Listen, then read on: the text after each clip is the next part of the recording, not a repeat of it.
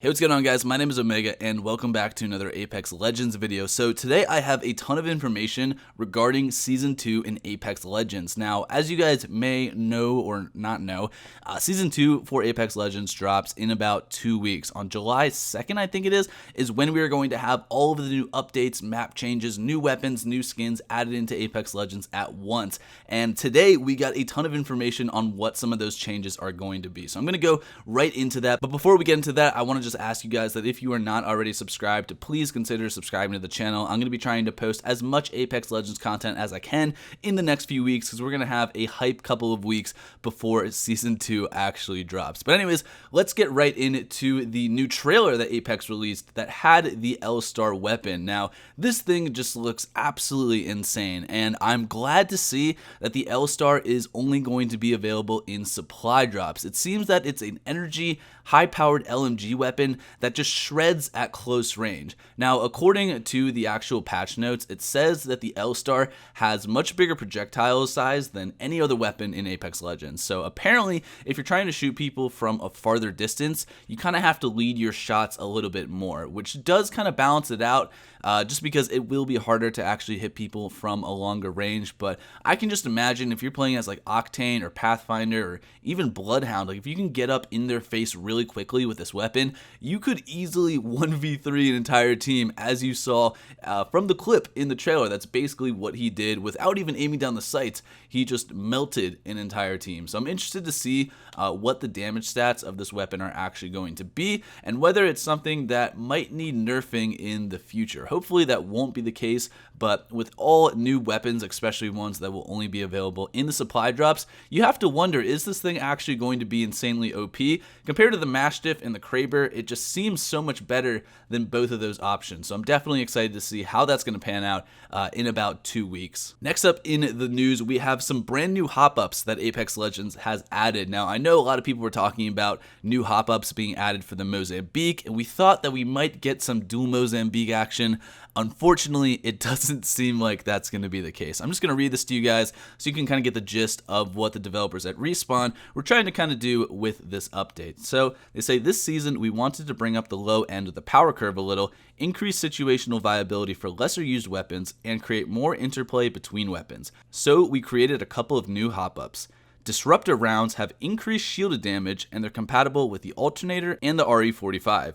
Hammer point rounds have increased unshielded damage, and they're compatible with the P2020 and the Mozambique. So I guess what they mean by that, so for disruptor rounds, it has increased shielded damage, which means that it does more damage to someone who has a shield on. If they don't have a shield on, then I guess it just does the regular amount of damage, but if they do have a shield, it'll do probably like an increased percentage bonus, I'm guessing. Same thing goes for the hammer point rounds. If they don't have any shield, it'll do more damage. So I guess they're trying to make it so like you can have some sort of like variability in the late game. So say if you wanted to just like break someone's shield super fast, you could use an Alternator and RE45 with disruptor rounds and then immediately switch to like a Mozambique or a P2020 to quickly finish them off.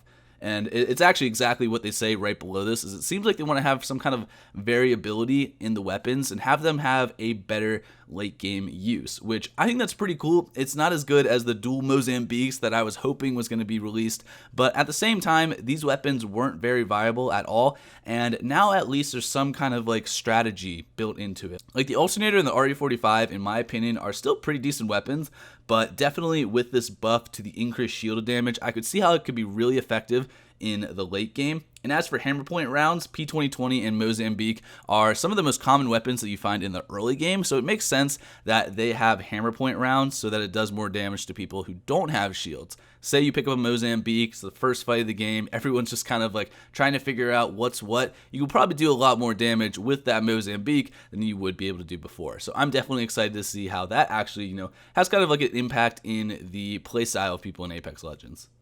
Another crazy thing that I was not expecting at all is apparently they added energy mags for energy weapons, and this is basically just extended mags but for energy weapons.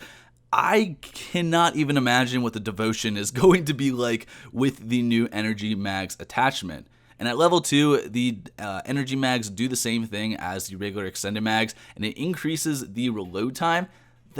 That's insane. Like, energy weapons went from literally having barely any use at all in Apex Legends, at least when they first came out, to now it seems like they're probably the most OP class category in the entire game. So I'm a little nervous, but at the same time really excited to see what a devotion with a turbocharger and the level 3 energy mag is going to look like. It's probably not going to be a fun time, and you're going to have to try even harder to center your shots just so it doesn't fly off the screen like a devotion normally does. There's apparently also another change to arc stars, and I'm just going to read this for you guys so you know that I'm not kidding or lying about this. So since launch, the arc star has seemed spiky to us.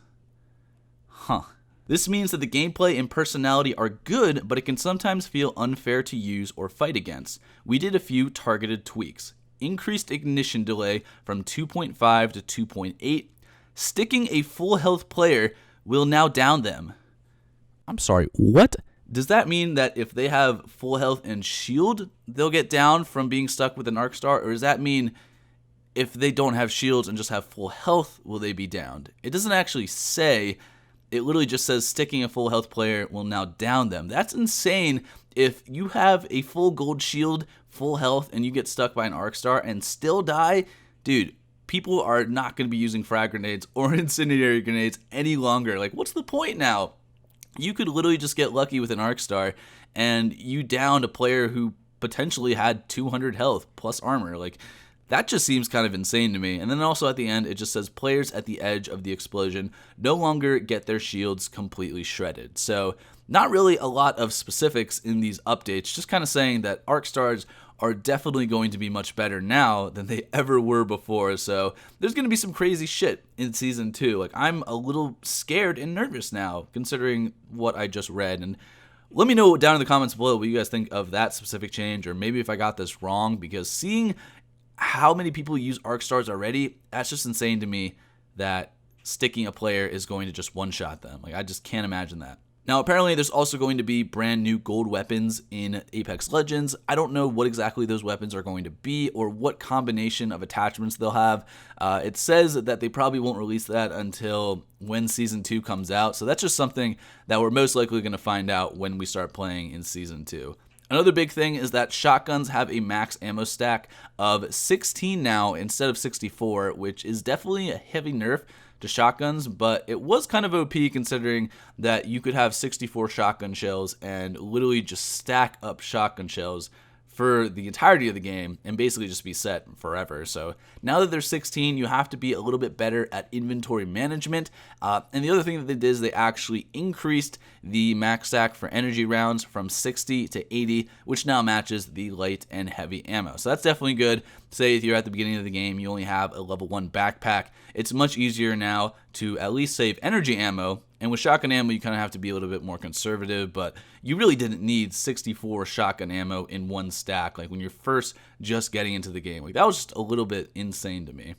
And the very last change that we have is airdrop packages now use different loot tables for different phases of the game. So apparently, depending on how early or late in the game it is, the airdrop will drop better gear. So for example, players will find more Krabers in the early and mid-game airdrops, while end-game airdrops should spawn more mastiffs. Now, they don't actually say where the L-Star falls in that range. I'm assuming it's probably going to be a more late-game weapon, because I can't imagine someone getting an L-Star in like the beginning of a match and literally just destroying people before they even have a chance to like get like a decent setup going. That definitely seems to me like it's going to be a late game setup.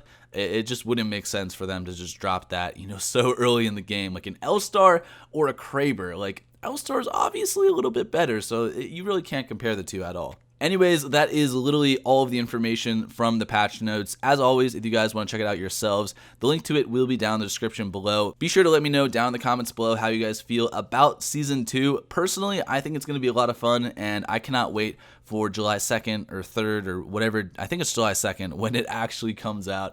But again, thank you guys for watching. I'll see you guys next time. Have a great day. Peace out.